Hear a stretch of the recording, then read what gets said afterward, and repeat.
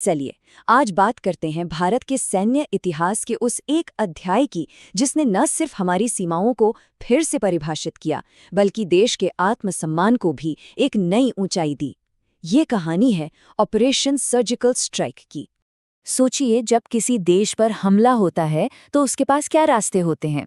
क्या वो सिर्फ अंतर्राष्ट्रीय मंचों पर जाकर निंदा करता है या फिर वो एक ऐसा जवाब देता है जो आने वाली पीढ़ियों के लिए भी एक मिसाल बन जाए? आइए इसी सवाल की तह तक चलते हैं। यकीन करना मुश्किल है, लेकिन ये सब कुछ हुआ सिर्फ 10 दिनों के अंदर। 18 सितंबर को हुए हमले से लेकर 28 सितंबर की उस जवाबी कार्रवाई तक हर एक पल, हर एक घंटा तनाव और एक दृढ़ संकल्प से भरा हुआ था। तारीख थी 18 सितंबर 2016। सुबह का वक्त था। जब देश का ज्यादातर हिस्सा सो रहा था, तब उरी सेक्टर में एलओसी के पास हमारे जवान एक बहुत बड़े हमले का सामना कर रहे थे। 4 आतंकवादियों ने ब्रिगेड हेडक्वार्टर पर धावा बोल दिया और उनकी गोलियों और धमाकों ने उस सुबह की शांति को हमेशा के लिए भंग कर दिया। और इस कायरतापूर्ण हमले की कीमत हमारे 19 वीर जवानों की शहादत थी। इस एक घटना ने पूरे भारत में गुस्से की ऐसी लहर दौड़ा दी कि हर किसी के मन में बस एक ही सवाल था, अब आगे क्या? हमले के बस कुछ ही घंटों के अंदर दिल्ली के वॉर रूम में देश की टॉप मिलिट्री और पॉलिटिकल लीडरशिप की एक हाई लेवल मीटिंग हुई। माहौल बेहद गंभीर था। अब सिर्फ निंदा करने या कागजी कार्रवाई का वक्त नहीं था, वक्त था एक निर्णायक एक्शन का, एक ऐसा कदम जो भारत के पारंपरिक जवाब से बिल्कुल अलग होने वाला था। और फिर प्रधानमंत्री की तरफ से एक सीधा और साफ आदेश आया जिसने इस मिशन का मकसद और तेवर दोनों तय कर दिए। लक्ष्य सिर्फ बदला लेना नहीं था, बल्कि एक ऐसा संदेश देना था जो हमेशा के लिए याद रखा जाए। अब यहीं पर हमें एक बहुत बड़ा रणनीतिक बदलाव देखने को मिलता है। ये डोभाल डॉक्ट्रिन का असल इम्प्लीमेंटेशन था।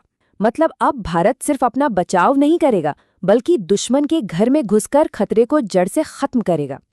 तो अब काम शुरू हुआ एक फुल प्रूफ प्लान बनाने का, जिसकी कमान थी राष्ट्रीय सुरक्षा सलाहकार अजीत डोभाल और सेना के टॉप अधिकारियों के हाथ में। इस ऑपरेशन को सफल बनाने के लिए हर छोटी से छोटी डिटेल पर काम किया जा रहा था। देखिए, प्लान को 4 बड़े हिस्सों में बांटा गया था। पहला, एकदम सटीक इंटेलिजेंस जुटाना। दूसरा, उन 7 आतंकी लॉन्च पैड्स को चुनना जहां से घुसपैठ की तैयारी हो रही थी। तीसरा, इस काम के लिए सेना की सबसे खतरनाक यूनिट पैरा स्पेशल फोर्सेस को चुनना। और चौथा, आदेश बिल्कुल साफ थे, अंधेरे में अंदर जाओ, काम खत्म करो और सूरज निकलने से पहले वापस अपनी जमीन पर लौटो। और फिर वो रात आई, 28 और 29 सितंबर की दरमियानी रात, जब हम सब सो रहे थे। भारतीय सेना के सबसे जांबाज कमांडो एक नया इतिहास लिखने के लिए पूरी तरह तैयार थे। घने अंधेरे और पूरी खामोशी का फायदा उठाकर हमारे कमांडो ने लाइन ऑफ कंट्रोल को पार किया। वो अब दुश्मन के इलाके में थे। हर कदम पर मौत का खतरा था, लेकिन उनका ध्यान सिर्फ और सिर्फ अपने लक्ष्य पर था। और ये कोई छोटी मोटी घुसपैठ नहीं थी। हमारे सैनिक दुश्मन के इलाके में 3 किलोमीटर अंदर तक जा चुके थे। ये अपने आप में इस ऑपरेशन के जोखिम और हिम्मत को दिखाता है। और फिर एक साथ, एक ही वक्त पर उन्होंने उन लॉन्च पैड्स पर हमला बोल दिया। ये हमला इतना तेज और इतना सटीक था कि वहां मौजूद आतंकियों को संभलने का मौका तक नहीं मिला। नतीजा बेहद विनाशकारी था।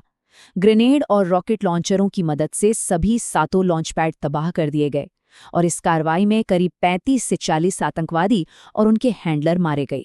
काम तो हो गया था, पर अब शुरू हुआ मिशन का सबसे मुश्किल और सबसे अहम हिस्सा, सुरक्षित वापसी।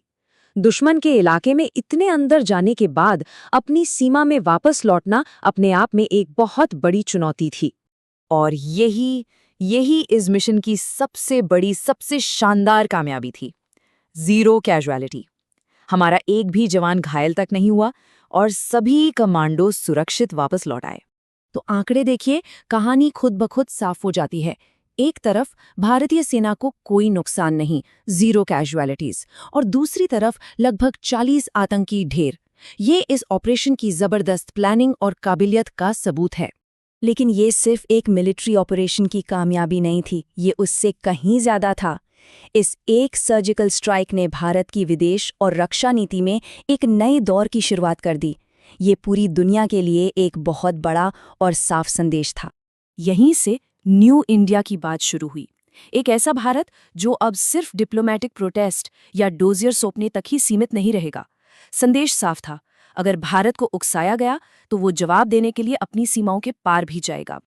तो सवाल आखिर में यही बचता है कि कैसे सिर्फ एक रात का मिलिट्री ऑपरेशन एक पूरे देश की कहानी को, उसकी पहचान को बदल सकता है। उरी सर्जिकल स्ट्राइक सिर्फ एक बदला नहीं था, ये एक ऐलान था, एक ऐसा ऐलान जिसकी गूंज आज भी भारत की रणनीतिक सोच में सुनाई देती है।